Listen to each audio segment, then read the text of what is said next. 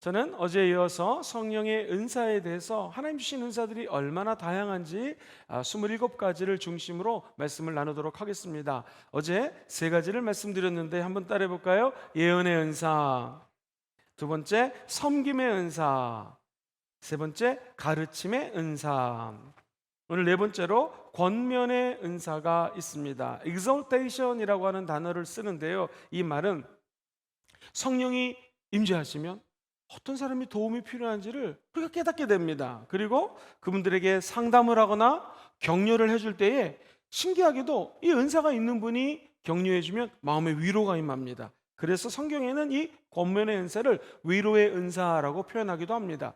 로마서 12장 8절 보면은 이렇게 적혀져 있죠. 같이 처음 부분을 읽어볼까요? 시작. 혹 위로하는 자면 위로하는 일로. 그렇습니다. 우리가 어떤 사람에게 위로를 할 때 다 위로하는 것은 좋은 거예요. 근데 특별히 은사를 받으신 분은 그렇게 위로가 넘칩니다. 예전에 한번 제가 여의도에 있는 한 교구에서 교구장으로 일할 때입니다. 우리 권사님 중에 한 분이 이 위로, 권면의 은사가 있어요. 그래가지고 환자를 갖다가 병원에 신방을 가면은요, 이 권사님이 많이 힘들지 집사님 하고 손만 잡아주면 그 집사님이 눈물이 툭툭툭툭툭툭 떨어지는 거예요. 근데 보통 일반 저희들이 가서 집사님 힘드시죠? 이 메시지하고 이 권사님이 은사 받으신 분이 하는 메시지하고 틀려요. 왜 그럴까 가만히 생각해 봤더니 권사님에게 이제 식사를 하면서 여쭤봤습니다. 권사님이 30대에 암이 걸려가지고 그때 예수님을 믿었는데 간절히 기도하면서 나를 암 고쳐주시면 평생 암 환자라든가 힘든 사람들을 위해서 중보기도 하겠습니다. 주님 살려주세요. 이래서 이분이 치유가 됐대요. 그래서인지 암 환자가 덜커덩 암이 생겼다고 하면 얼마나 힘들고 어렵습니까? 권사님이 암 환자 손을 잡고 기도만 해줘서, 아니 그냥 만나가지고 집사님 힘들지 한마디만 했는데 그 집사님 눈물이 나고 이 마음이 이렇게 통하는 것을 제가 옆에서 지켜본 적이 있었습니다. 저도 이 은사를 달라고 하나님께 기도를 많이 하지만 저는 이 은사가 없는 것 같아요. 그래서 이렇게 어떤 사람이 힘들 때 이 한 마음을 가지고 위로하는 것이 참 여간 쉽지가 않습니다. 저는 많은 사람들 앞에서 설교하는 것은 그렇게 어렵지가 않아요. 근데 한 사람 한 사람 상담하는 것은 좀 어려운 것 같습니다. 그러니까 사람마다 다 은사가 틀리다라는 것이죠. 상담을 잘해주고 위로를 잘해주는 거, 이거 정말 하나님 주신 멋진 은사입니다. 자, 다섯 번째는요, 더 멋진 은사 같아요. 구제하고 헌금하는 은사입니다. 이 능력 받은 사람은 하나님께 물질을 드리는데 신기하게 돈이 아깝다고 생각을 하지 않습니다. 더 신기한 것은 분명히 물질을 드리면 걱정이 될 수 있잖아요. 이걸 드리면 우리 자식은 어떻게 공부시키지? 사업을 어떻게 해야 되지? 그런데 물질을 드리면서 기쁜 거예요. 그리고 하나님께 헌금하면서 막 오히려 자유스러운 거예요. 어차피 하나님 물질 하나님께 드립니다. 제가 사역하면서 이런 분들을 좀 몇 분 봤습니다. 흔하지는 않습니다. 그런데 이게 물질이 많다고 해서 많이 드리는 게 아니에요. 물질이 없는 가운데서도 구제하고 헌금의 은사가 있는 분들은요, 드리면서 그렇게 기쁜 거예요. 다른 사람들을 위해서 쓰는 것이 기쁜 분들, 이게 성령이 주신 은사입니다. 예를 들면 고린도후서 8장 1절과 2절에는 이런 말씀이 나와요. 형제들아, 하나님께서 마게도냐 교회들에게 주신 은혜를 우리가 너희에게 알리는데, 2절 같이 읽어봐요. 시작. 환난의 많은 시련 가운데서 그들의 넘치는 기쁨과 극심한 가난이 그들의 풍성한 연보를 넘치도록 하게 했다. 이 앞뒤가 안 맞아요. 기쁜데 극심하게 가난했단 말이에요. 가난하면 기쁠 수가 없잖아요. 근데 기쁘고 연보, 헌금을 했는데 풍성히 연보를 했는데 성경은 넘치도록 했다라는 거예요. 도대체 여기에 있는 마게도냐 교회들은 어떤 사람이었을까? 100% 구제, 기빙이라고 그러거든요. 주는 은사를 받았다라는 거예요. 우리 교육자들도 많은 분들이 함께 사역을 하고 있는데 이런 은사를 받은 분들이 있습니다. 물질을 주고 또 기도를 해주는 게 너무 기쁘다라는 거예요. 저는 이런 목사님, 전도사님들 많이 만났습니다. 그것은 하나님이 입은 마음속에 기빙, 주는 은사, 베푸는 은사를 주신 거예요. 그래서 이거 은사를 받은 사람들은요, 베푸는 것이 너무나 기쁘고 소중하다는 것을 체험하는 것이죠. 사랑하는 성도님들, 우리가 다 이 은사를 받을 수 없지만 사실 예수 믿는 사람들은 성경에서요, 자, 주는 자가 복됩니까? 받는 자가 복됩니까? 성경은 주는 자가 복되다고 얘기를 합니다. 그래서 이 은사를 받지 않더라도 우리가 위로하려고 애쓰고 하나님을 위해서 헌금하고 남을 위해서 구제하려고 애쓰는 것은 누구나 다 중요하죠. 근데 특별히 하나님이 이 은사를 주신 분이 있다, 이렇게 이해하시면 좋을 것 같습니다. 여섯 번째, 지도력의 은사입니다. 리더십의 은사. 이 능력 받은 사람은요, 미래에 대한 하나님의 목적을 딱 알고요, 목표를 딱 설정하고 말 그대로 사람들을 쫙 인도하는 이 리더십이에요. 리더십. 그러니까 쉽게 얘기해서 지도력의 은사가 있다라는 것이죠. 다른 사람들하고 잘 소통합니다. 그리고 밸런스를 잘 맞춥니다. 그리고 이리로 갑시다 할 때 정확한 방향으로 인도해 주는 사람, 이걸 우리는 리더십이라고 표현을 합니다. 자, 사랑하는 성도님들, 제가 하나 둘 셋 하면은 다 오른손을 들어봐 주세요. 하나 둘 셋. 저는 여러분 보시기에 이쪽이 오른손이니까 왼손을 들었습니다. 자, 하나 둘 셋 하면은 정확하게 북쪽을 가리켜 주세요. 하나 둘 셋. 헷갈리죠? 여러분, 북쪽은 저쪽입니다. 하나 둘 셋, 짠! 그렇죠. 이게 이제 리더십의 은사라는 거예요. 저도 북쪽이 어느 쪽인지 잘 모르겠지만 해가 이쪽으로 뜨니까 정확히 이쪽인 것 같은데, 북쪽이 이쪽입니다 라고 방향을 제시할 수 있으면 흔히 이것을 리더십이라고 얘기를 합니다. 근데 이 리더십은 약 한 170년 또는 180년 정도 역사가 된, 학문적으로는요 그게 아주 오래된 역사를 갖고 있지 않아요. 근데 초대교회의 리더십의 은사하면 떠오르는 분이 예수님 말고 바로 사도 바울이죠. 그가 다메섹 도상에서 예수님을 만나고 난 다음에 정확하게 그의 갈 길을 알았습니다. 그래서 내가 아직 달려갈 길을 다 달려가지 않았는데 저 십자가 예수 표대만 바라보고 달려가면서 뒤의 것은 잊어버리고 오직 하나님이 위에서 나에게 부르신 상을 쫓아서 달려가노라 라고 사도 바울이 얘기했습니다. 그는 자기 삶의 표대를 정확히 방향을 가르쳤고요, 그 방향을 향하여 많은 사람들을 인도해서 의의 길, 축복의 길, 저 생명의 면류관의 길을 떠났다는 것이죠. 우리도 리더십의 은사를 다 받을 수는 없습니다. 왜? 전부가 리더가 되면 우리나라 말로 뭐 사공이 많으면 배가 어디로 간다고 엉뚱한 곳으로 갈 수 있습니다. 그런데 리더십 은사를 가진 사람들에 대해서 우리가 마땅히 가져야 할 태도를 디모데전서 5장 17절은 이렇게 가르쳐 줍니다. 같이 한번 읽어볼까요? 시작. 잘 다스리는 장로들은 배나 존경할 자로 알되 말씀과 가르침에 수고하는 이들에게는 더욱 그렇게 할 것이다. 여기서 장로님들은 우리 순복음 금종교회 장로님들도 맞지만 초대교회 장로님들은 주로 주의 종들을 의미했습니다. 그래서 하나님의 일을 하고 있는 장로님들을 존경할 자로 알되, 우리 순복음 금종교도 와보니까 우리 교회 원로 장로님이 두 분 계시는데 김은태 장로님, 우리 하 장로님, 하태호 장로님 너무너무나 존경할 그런 분들이십니다. 그리고 우리 장로 회장님 정말 어쩔 때는 친구같이 또 형님같이 너무너무 존경할 우리 장로님들이 많아요. 장로의 부회장님, 우리 박영동 장로님 존경할 게 참 많습니다. 이런 장로님들을 배나 존경하려고 애를 써라, 이게 가르침이거든요. 그래 특별히 말씀과 가르침에 수고하는 이들, 하나님의 종들을 더욱더 그렇게 존경하려고 애써라 라는 것입니다. 전체가 리더십의 은사를 가질 수는 없지만 리더십 포지션에 있는 사람들을 위해서 존경해 주려고 애쓰고 섬기려고 애쓰면은요, 하나님께서 그 섬기는 사람에게 또 다른 은혜를 부어준다라는 거예요. 참 신기한 것은 이 회사에서 근무를 해보면은요, 밑에 있는 사람이 위에 있는 사람을 잘 섬기려고 그러잖아요. 리더십을 잘 섬기려고 그러면 이 사람이 리더가 됐을 때 밑에 있는 사람들이 그렇게 이 사람을 잘 섬기는 것을 직장에서 다 경험해 왔을 것입니다. 이것은 비단 교회에서뿐만 아니라 우리 민족의 지도자가 있다면 그를 존경하려고 애쓰고 기도해 주려고 애쓰라는 성경의 가르침하고 일맥상통한 것입니다. 리더십의 은사가 있는 사람들 굉장히 조심해야 될 것이, 성경에 보면은 리더라든가 가르치는 자라든가 하나님의 일을 앞서서 하는 사람들이 혹시 나 때문에 다른 사람의 시험 들 수 있기 때문에도 조심해야 된다는 것이죠. 사람들이 만약에 나에게 시험 들면은 그것은 연자맷돌을 들고 저 깊은 곳에 빠져 죽으라고 얘기를 하는 장면들이 나오지 않습니까? 무섭습니다. 이게 무슨 말이냐면은, 이게 교회에서 일반 성도님이 예를 들어 볼게요. 길을 가다가 담배를 폈다. 그럴 수 있겠다라고 생각할 수 있겠죠. 그런데 교회 직분이나 리더십의 포지션에 있는 사람이 뭐 담배는 아니더라도 이 올바른 행동을 하지 않았을 때는 다른 사람들이 보게 되면은 시험에 들 수 있기 때문에, 사실 이 리더십의 은사를 가진 거 너무나 행복하고 감사한 것이지만 리더 입장에서는 굉장히 조심해야 된다는 거예요. 저는 이제 다른 분야는 잘 모르겠지만 교회 내에서 신학적인 관점에서 교회가 하나님의 은혜로 부흥이 된다, 성장이 된다, 튼튼해진다, 그럼 거의 목사님이 두 가지 은사가 병행해서 나타납니다. 첫 번째는 뭐냐면 바로 이 리더십의 은사예요. 지도자의 은사. 이게 있는 교회들은요, 정말 교회가 하나님 하나님 은혜로 일사천리로 모든 게 진행이 됩니다. 두 번째 한번 따라해 볼까요? 믿음의 은사. 이 믿음의 은사가 있는 목사님이 교회 담임 목사님이 될 경우에는요, 그 교회가 하나가 되고 믿음 안에서 진행되는 것을 보게 됩니다. 자, 그렇다면 사도행전 7장 10절 한 절만 더 같이 읽어보겠습니다. 시작. 그 모든 환난에서 건져내사 애굽 왕 바로 앞에서 은총과 지혜를 주심에 바로가 그를 애굽과 자기 온 집의 통치자로 세웠느니라. 자, 사랑하는 성도님들, 사도행전 7장 10절에서 지금 누가 설교하는 거예요? 스데반 집사님이 설교합니다. 그 요셉이라고 하는 사람이 바로왕 앞에서 은총과 지혜를 주셔서 온 집의 통치자로 세웠다. 이게 리더십의 은사입니다. 한번 따라해 볼까요? 은총과 지혜.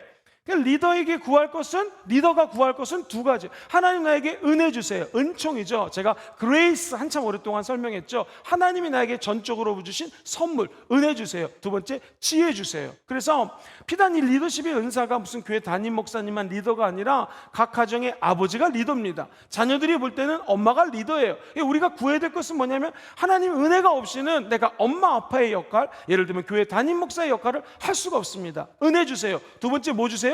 지혜 주세요. 그죠? 그러니까 하나님이 주시는 은혜와 지혜가 있게 되면 리더십의 은사를 확고하게 할 수 있어요. 그러면서 이 지혜를 어떻게 받습니까? 믿음으로 받습니다. 은혜 어떻게 받습니까? 믿음으로 받습니다. 그래서 리더십의 은사는 바로 하나님이 주시는 믿음, 이 믿음과 리더십이 항상 병행을 합니다. 바라기는 여기 계신 모든 분들이 믿음의 은사도 사모하시고 리더십의 은사도 사모해 주셔서 무슨 큰 조직이 아니래도 가정 공동체 우리가 섬기는 일자리에서 하나님의 은혜와 지혜가 넘쳐나시게 되기를 주의 이름으로 축원드립니다. 일곱 번째는요, mercy라고 하는 걸 쓰는데 영어로는요, 한국말로 국률이 여긴다는 거예요.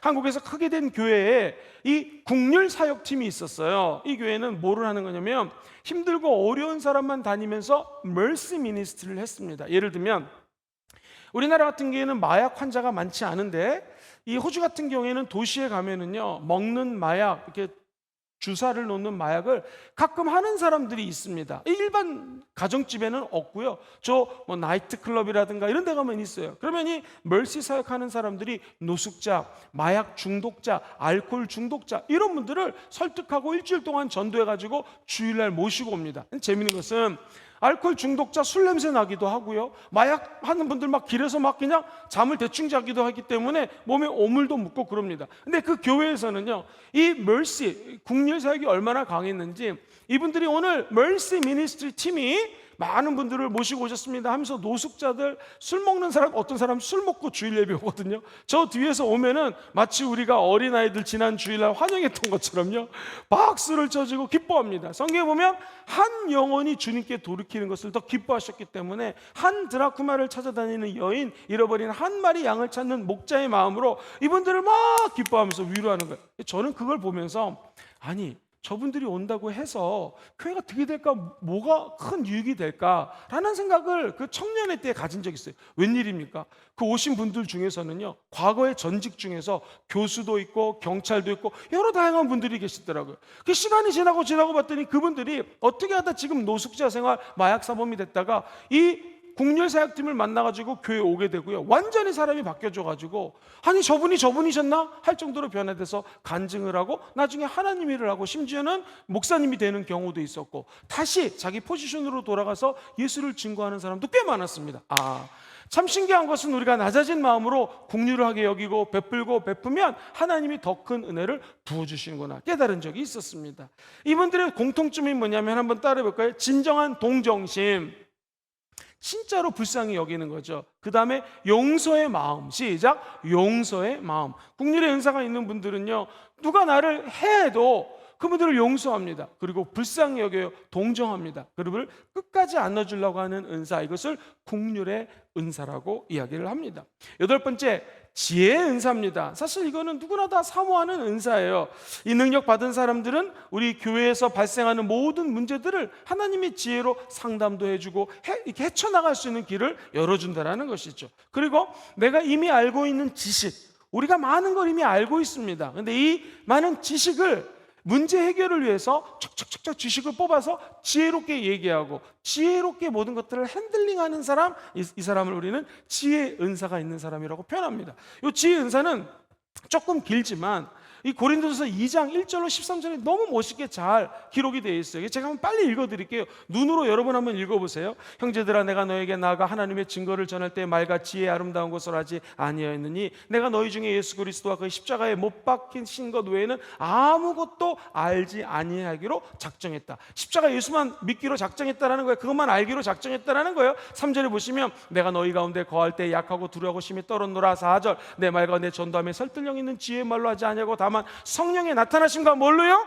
능력으로. 내가 전도하는데 지혜로 하는 게 아니라 성령이 하신다. 5절 같이 읽어봐요. 시작. 너의 믿음이 사람의 지혜에 있지 아니하고 다만 하나님의 능력에 있게 하려 하였노라. 6절도요. 그러나 우리가 온전한 자들 중에서 지혜를 말하노니 이는 이 세상의 지혜가 아니요 또 이 세상에서 없어질 통치자들의 지혜도 아니요 오직 은밀한 가운데 있는 하나님의 지혜를 말하는 것으로서 곧 감추었던 것인데 하나님이 우리의 영광을 위하여 만세전에 미리 정하신 것이라. 이 지혜는 이 세대 통치자들이 한 사람도 알지 못하였느니 만일 알았더라면 영광의 주를 십자가에 못 박지 아니하였으리라. 기록된 바 하나님이 자기를 사랑하는 자들을 위하여 예비하신 모든 것은 첫째 눈으로 보지 못하고 둘째 귀로 듣지 못하고 셋째 사람의 마음으로도 생각하지 못했다 함과 같다. 10절 시작. 오직 하나님이 성령으로 지혜를 우리에게 보이셨으니 성령은 모든 것 곧 하나님의 깊은 것까지도 통달하시느니라.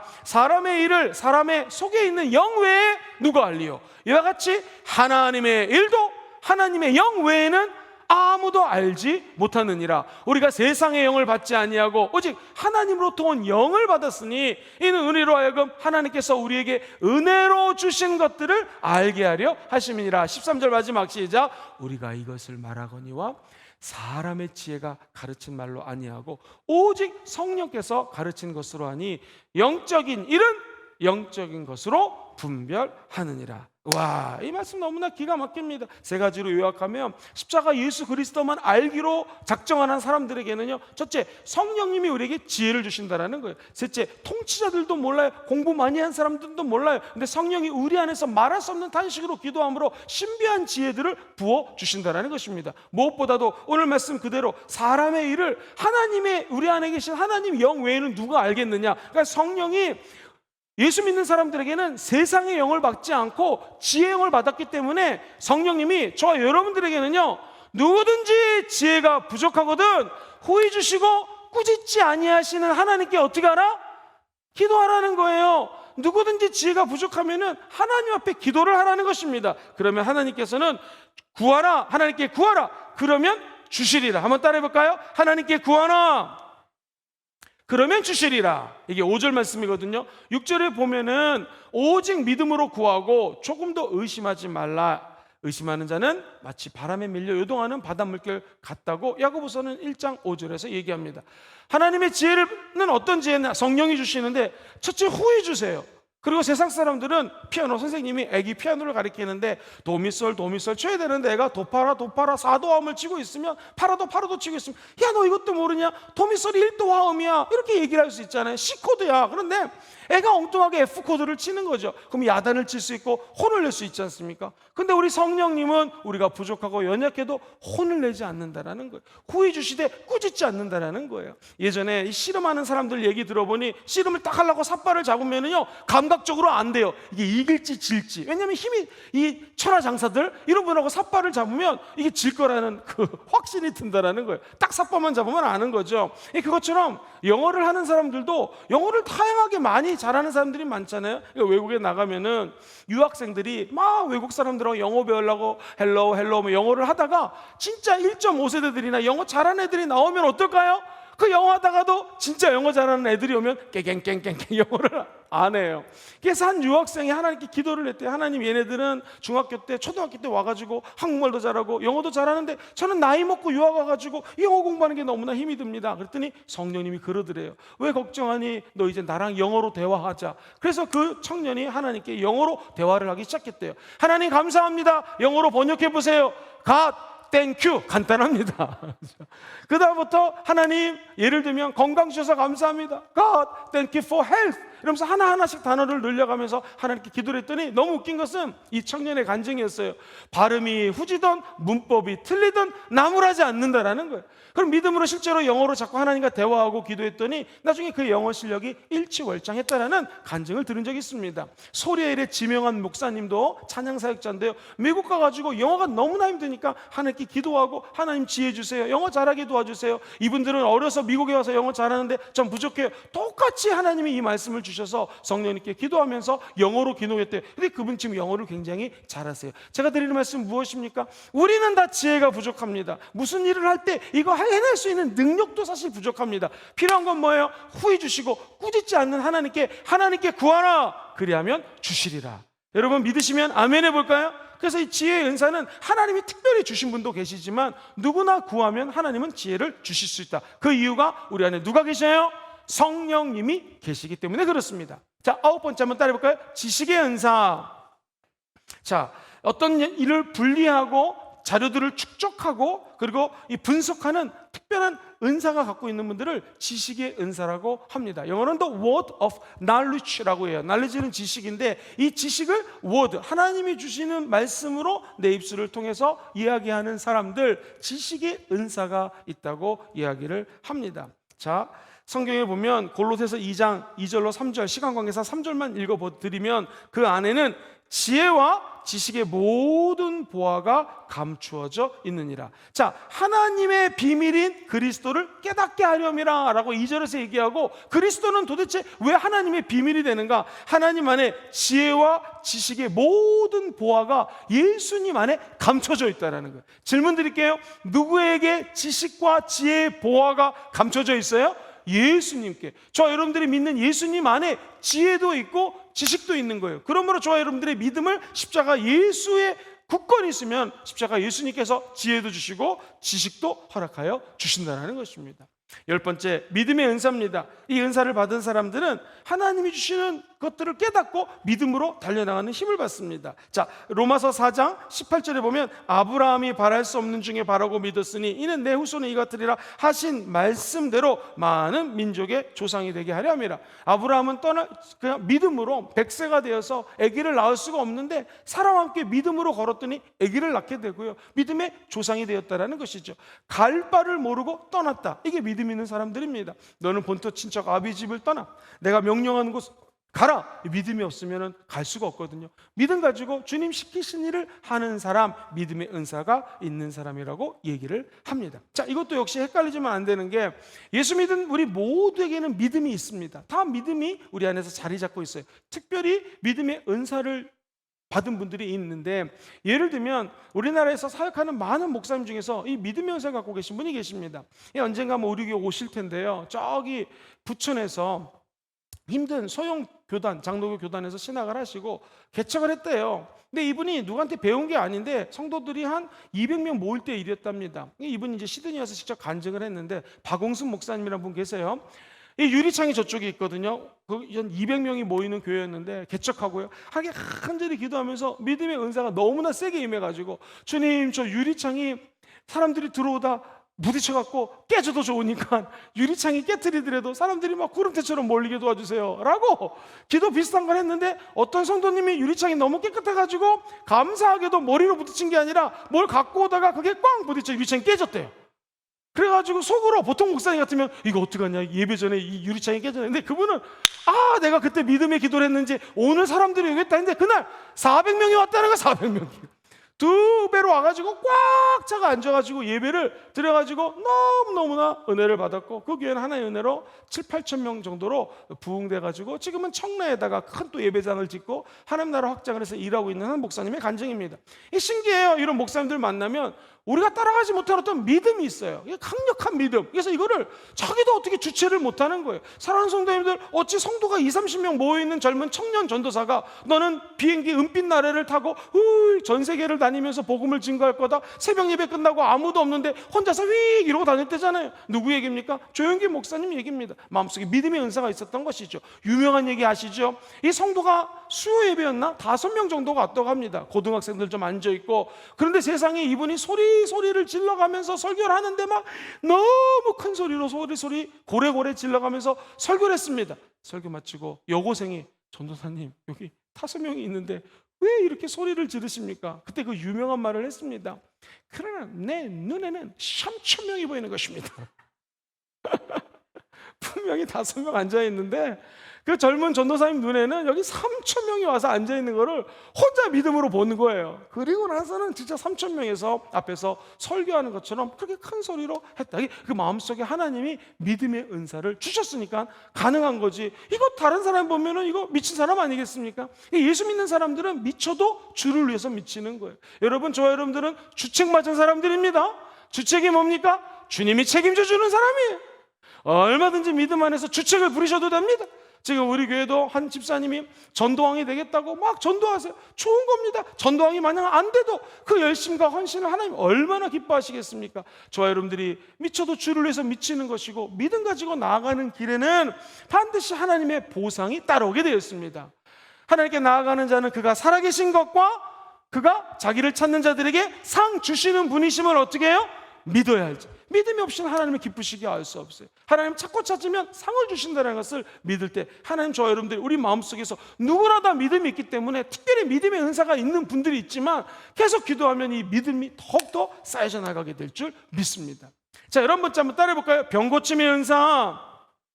이 어떤 사람들을 과학적인 수단이 아니라 그야말로 초자연적으로 슈퍼내추럴이라고 그러거든요. 하나님의 영으로 그분을 치유하는 은사를 이 병고침의 은사라고 합니다. 그래서 고린도전서 12장 9절을 보니 다른 사람에게는 같은 성령인데 믿음도 주셨어요.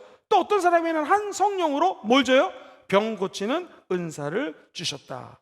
이 병 고치는 은사에 대해서는 아마 전 세계에서 제일 유명한 목사님이 미국의 오럴 로버츠 목사님이라는 분이고요, 또 우리나라의 조용기 목사님일 것입니다. 두 분이 똑같이 고백하는 게 있어요. 책 Expect Miracle, 기적을 기대하라 라는 책, 저는 한국말도 읽어봤고 영어 원서로도 읽어봤던 기억이 있는데요, 조용기 목사님하고 똑같은 얘기를 하더라고요. 예를 들면 제자들에서 우리 그 주의 종들 앞에서 조용기 목사님이 2002년경에 이런 얘기를 했어요. 내가 요즘에 기도를 하면 약 한 3%에서 5% 정도 신유의 체험을 하는 것 같다. 100명이 기도받으면 3명에서 한 5명 정도가 신유의 은사, 본인은 신유의 은사가 없다고 얘기를 하는데 어쨌든 기도해주면 한 3명에서 5명이 은사를 받는다. 근데 그분의 말을 종합하면 뭐냐면, 그것은 조용기 목사가 신유의 은사가 있어서 그분들이 치유되는 것이 아니라 기도 받으러 오는 사람들이 갈급하고 간절하고 이거 치유가 안 되면 안 되겠다는 거, 또는 하나님을 만나면 치유가 꼭 될 거라는 확신 가지고 오는 사람에게 본인이 기도하면 낫는다라는 거예요. 그래서 기적을 기대하라고 하는 오럴 로버츠 목사님의 책도 뭐냐면 결국에는 치유될 것을 기대하고 하나님께 나온 자들이 신유를 체험한다라는 거예요. 자, 그렇다면 신유의 은사는, 병고침의 은사는 헛된 거냐? 그렇지 않습니다. 똑같이 갈급함으로 나왔을 때 하나님께 간구하고 믿음으로 병 아프신 분들을 위해서 기도해 줄 때 병 고치는 사역들이 더 높게 나와요. 근데 제가 신유의 은사 있는 분들을 많이 만나봤는데 제가 느끼기에는 이런 것 같습니다. 본인들은 신유의 은사가 더 없다고 그래요. 오직 하나님의 은사라고 그래요. 근데 우리들이 볼 때는 이분은 신유의 은사가 있어요. 조용기 목사님 신유의 은사 있지 않습니까? 우리가 다 알잖아요. 그런데 본인은 없다고 그래요. 제가 그걸 깊이 깨달은 게 있어요. 뭐냐면 이 인간이 교만해지기 제일 쉬운 은사 중에 하나가 요 병고침의 은사예요. 다른 사람들에서 기도하는데 병이 팍팍 났잖아요.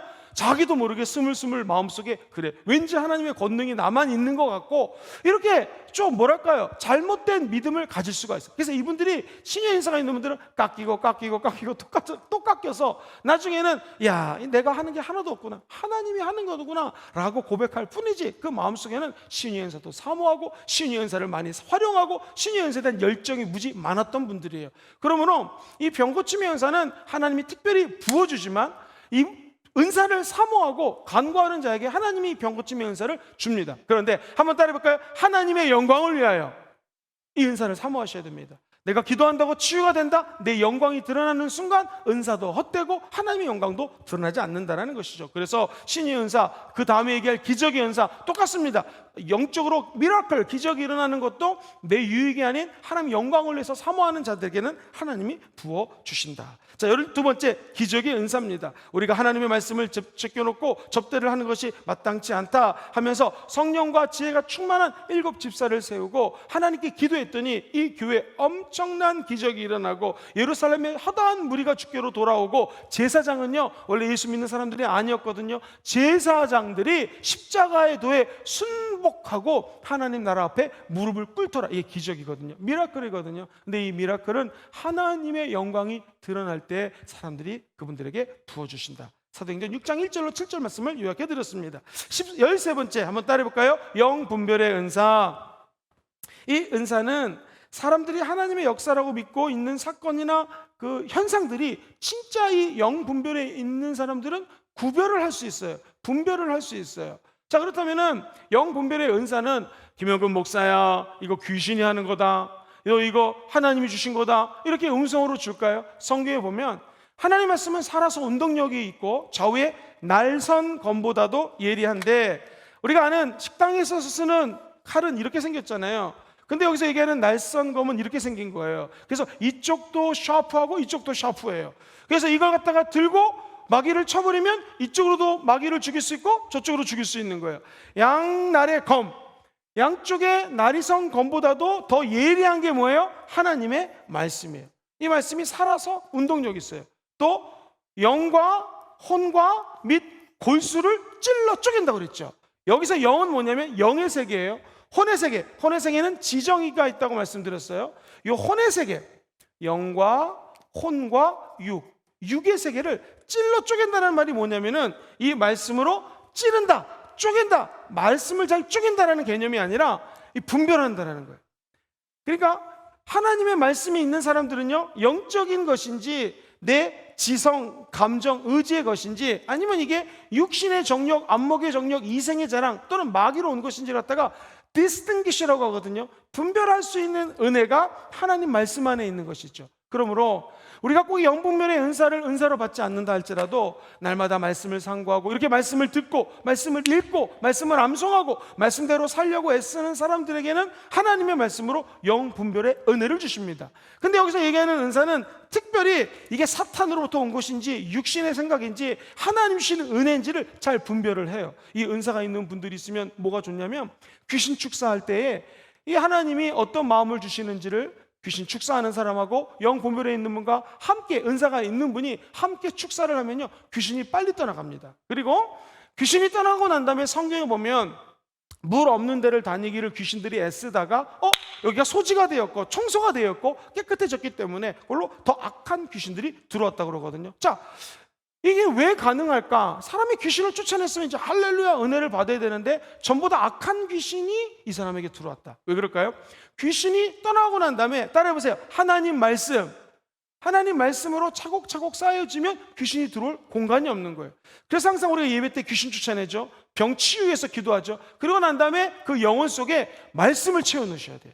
그럼 우리는 영생을 갖고 하나님의 자녀로서 승리하면서 이 땅을 살아가게 될 줄 믿습니다. 영분별의 은사, 너무나 귀한 은사죠. 사모하는 자에게 주고요, 멀리서 찾지 마시고 하나님의 말씀이 영과 혼과 및 골수를 찔러 쪼개는 말씀이 된다, 분별할 수 있는 능력이 된다, 기억하시기를 소망합니다. 14번째 한번 따라해볼까요? 방언의 은사.